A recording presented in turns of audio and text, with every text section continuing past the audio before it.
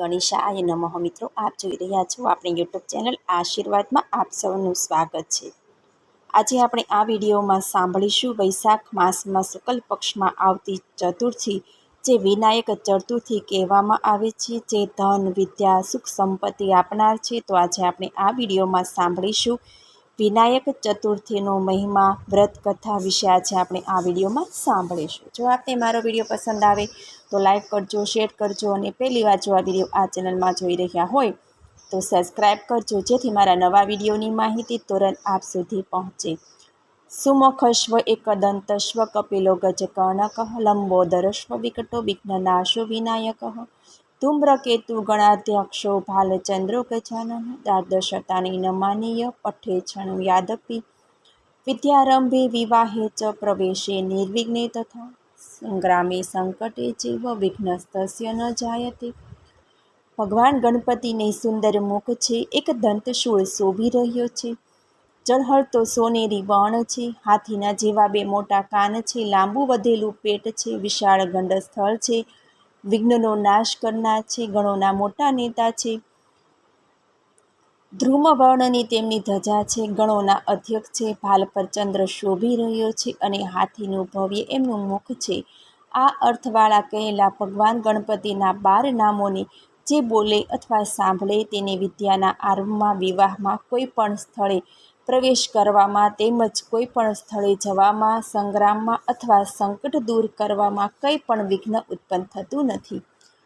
દેવાધિદેવ મહાદેવ શિવજી હિમાલયમાં તપસ્યા પૂર્ણ કરી સ્વધામ કૈલાસધામમાં પધાર્યા. પ્રવેશદ્વાર આગળ એક બાળક સ્વધામના રક્ષક અને મા પાર્વતીની સૂચનાનું ચુસ્ત પાલન કરનાર પહેરગીર તરીકે ઊભો છે. શિવજી તેના મૂળ સ્વરૂપમાં પધાર્યા.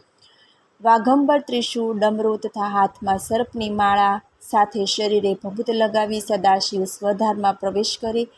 આ જટાધારી બિહામણા બાવાથી સહેજ પણ બાળક ચલિત થતું નથી. ગભરાયા વિના આ બાળકે હાંક મારી, હે જટાધારી, ત્યાં જ ઊભા રહો, મારી માતાશ્રીને આજ્ઞા વિના તમને પ્રવેશ મળશે નહીં. શિવજીના આશ્ચર્યનો પાર ન રહ્યો. એમણે વળતો જવાબ આપ્યો કે હે બાળક, હું કોણ છું તે તું ઓળખતો નથી? ત્રણેય લોક મારી શક્તિ અને મારા ત્રીજા નેત્રથી ખૂબ જ પરિચિત છે. મારા માર્ગમાંથી તું હટી જા. આ તો મારું નિજ ધામ છે, અહીં મારું પરમધામ છે. તું મને રોકવાવાળો કોણ છે? પણ આ વીર બાળ શિવજીને પ્રવેશ આપતું નથી. શિવજી ક્રોધાવેશમાં આવી બાળકનો શિરચ્છેદ કરે. આ સમયે માતા પાર્વતી કક્ષની બહાર આવે. માતા પાર્વતી આ દ્રશ્યથી કલ્પાત કરાવે છે. શિવજીને તેમના અપરાધનું ભાન કરાવે છે. શિવજી પણ બાળ હત્યા, પુત્ર હત્યાથી હેપતાઈ જાય, પણ કરવું શું? તેમણે પોતાની અર્ધાંગની પાર્વતીજીને સાંત્વન આપતા કહ્યું કે હે દેવી, મારાથી ખૂબ મોટો અનર્થ થયો છે, પરંતુ પ્રાતઃકાળે જો કોઈ સામે મળશે તો તેના સ્વરૂપનું પ્રત્યારોપણ કરી આપણા મૃત બાળકને પુનઃ જીવિત કરીશું. પ્રાતઃકાળમાં હાથીબાળ મદન્યુ રમતું રમતું કૈલાસધામના પ્રવેશદ્વાર આગળ આવી ચડ્યું. પુત્રના મસ્તક પર હાથીબાળના મસ્તકનું પ્રત્યારોપણ કરી શિવજી પુત્રને જીવનદાન આપે. પણ આ શું? માતા પાર્વતીથી જ બાળકના આવા કદરૂપા સ્વરૂપથી વિલાપ કરવા લાગ્યા. શિવજીને પ્રાર્થના કરતા કહ્યું કે હે ત્રિપુરારી, આવું કઢુંગુ સ્વરૂપ મેળવી આપનું બાળ ત્રણેય લોકમાં હાસ્યાસ્પદ બનશે. લોકો તેની ટીખણી કરશે. મારા વહાલ સોયા પુત્ર પર મને દયા આવે છે. દયા કરી મારા પુત્રને આશીર્વાદ આપો. શિવજી પાર્વતીની પ્રાર્થના સાંભળી સાંત્વન આપતા કહે છે કે હે દેવી, હું ત્રણેય લોકમાં અર્ધનારેશ્વરથી પૂજાઉં છું. મારામાં પણ પુત્ર પ્રેમ છે. હું આપણા પુત્રને આશીર્વાદ આપું છું. આપણો પુત્ર વિઘ્નહર્તા વિઘ્નેશ્વરથી પૂજાશે, સિદ્ધિ વિનાયક ગણાશે, ગણોના પતિ ગણાધિપતિ તરીકે પૂજાશે, તે ભગવાન સ્વરૂપે પૂજાશે. શિવજીના આશીર્વાદ મેળવી પાર્વતી પુત્ર ભગવાન ગણેશ ત્રણેય લોકમાં પૂજાવા લાગ્યા. ભજન કીર્તનમાં ભજનીકોએ પણ ગાયું છે કે પ્રથમ પહેલા સમરીએ રે સ્વામી તમને સુંધાળા, રિદ્ધિ સિદ્ધિના દાતાર દેવતા મહેર કરો ને મહારાજજી. શુભ કાર્યના આરંભે શ્રી ગણેશાય નમઃથી થાય છે. અહીં શ્રી ગણેશજીના આશીર્વાદથી કાર્ય નિર્વિઘ્નપણે પૂર્ણ થાય એવી અપાર શ્રદ્ધા હોય છે. શ્રી ગણેશજીના સ્વરૂપમાં તેના સુપડા જેવા કાન બધું જ સાંભળવાનું પ્રતીક છે. મોટું પેટ, બધું જ પેટમાં ઉતારું, અથવા સારા નરસા પ્રસંગે શાંત, સ્થિર, ગંભીર રહેવું. ક્રોધ કે હર્ષ શોકથી પર રહેવું, આંખો ઝીણી છે સૂક્ષ્મ દર્શન અર્થાત કોઈ ઘટનાની નાનામાં નાની કડીઓને સૂક્ષ્મ પરીક્ષણથી નિહાળો, ત્યારબાદ પ્રત્યાઘાત આપો. સૂંઢ પણ શક્તિશાળી બનવાનું સૂચવે છે. હાથીની સૂંઢની પકડ ભલભલા રાજા કે મહારાજા વનરાજા સિંહને પકડી પગમાં દબાવવાની ક્ષમતા ધરાવે છે. દંતુશૂળ પણ વીરતા તથા શૌર્યનું પ્રતીક છે. વિનાયક ચોથની વ્રતકથા. અંજવાળી ચોથે ગણેશજી રિદ્ધિ સિદ્ધિ સાથે કૈલાસ જઈ રહ્યા હતા. આકાશમાર્ગે જતા દુંદાળા દેવનું મુખ જોઈ ચંદ્ર હસવા લાગ્યો. એમનું શરીર જોઈને ચંદ્રે તેમની ઠેકડી કરવા લાગ્યો. ચંદ્ર બોલ્યો, કેમ ગણેશજી, આજે બ્રહ્મદેવે તમને ભૂખ્યા કાઢ્યા કે શું? જુઓ ને, તમારું પેટ તો દેખાતું જ નહીં. છતાં ગણેશજી કાંઈ જ બોલ્યા વિના ધીમા પગલે ચાલતા રહ્યા. વળી પાછો ચંદ્ર બોલ્યો, આમ ધીમે પગલે કૈલાસ ઉપર ક્યારે પહોંચશો? વાહન જોઈએ ને તો લેતા જાઓ. છતાં ગણેશે પાછું વળીને જોયું નહીં કે ઉત્તર પણ ન આપ્યો. હવે ચંદ્રથી રહેવાયું નહીં. એ ફરીથી બોલ્યો, શું રૂપ ઘડ્યું છે? આમ કહી ચંદ્ર ખડખડાટ હસવા લાગ્યો. અત્યાર સુધી ચૂપ રહેલ ગણેશજી ચંદ્રનું અભિમાન સહન કરી શક્યા નહીં. તેમણે ચંદ્રને શ્રાપ આપ્યો. ચંદ્ર, તને તારા રૂપનું બહુ જ અભિમાન છે ને?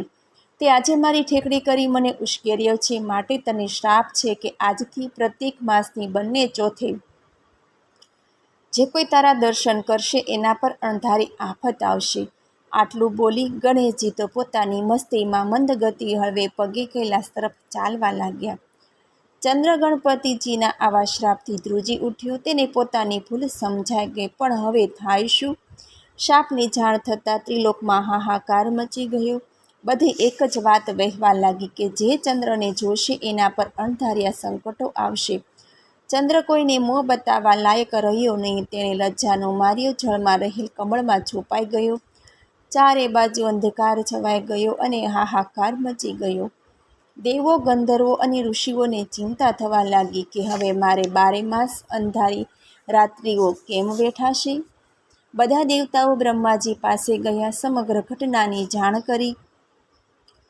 બ્રહ્માજી બોલ્યા, વિઘ્નહર્તા સિદ્ધ વિનાયકનો શાપ કદી મિથ્યા ન જાય. એમનો શાપ નિવારવા હું એમના પિતા શંકર કે ભગવાન વિષ્ણુ પણ સમર્થ નથી. છતાં શાપનું નિવારણ કરવા ચંદ્રએ ગણેશજીનું સંકટ વ્રત કરવું જોઈએ. ચંદ્રએ એકમથી ચોથ સુધી વ્રત કરવું જોઈએ. તેને ગણેશજીની સ્થાપના કરી, પૂજા અર્ચના તથા ગોળનું નૈવેદ્ય ધરાવી, લાડુનો પ્રસાદ કરી, ચોથના દિવસે વાજતે ગાજતે નદીમાં તેમનું વિસર્જન કરવું તથા કાયમી સ્વગૃહે સ્થાપના કરવી. બ્રાહ્મણોને જમાડી યથાશક્તિ દાન કરવું. આગળ વિધાન કરતા બ્રહ્માજી બોલ્યા, જો ચંદ્ર કમળમાંથી બહાર આવી ગણેશજીની માફી માગે તો શાપ નિવારણ શક્ય છે. દેવતાઓએ બ્રહ્માજીનો સંદેશો ચંદ્રને પહોંચાડ્યો. ચંદ્રએ પ્રત્યેક માસની શુક્લ પક્ષ તથા કૃષ્ણ પક્ષની એકમના દિવસથી આ વ્રત શરૂ કર્યું અને ગણેશજીની આરાધના કરવા માંડી. ચંદ્રના આ પ્રત્યેક માસની ચોથની વ્રતની ઉજવણીથી ગણેશજી પ્રસન્ન થયા. ગણેશજીએ ચંદ્રને આ સંકટમાંથી ઉગર્યો.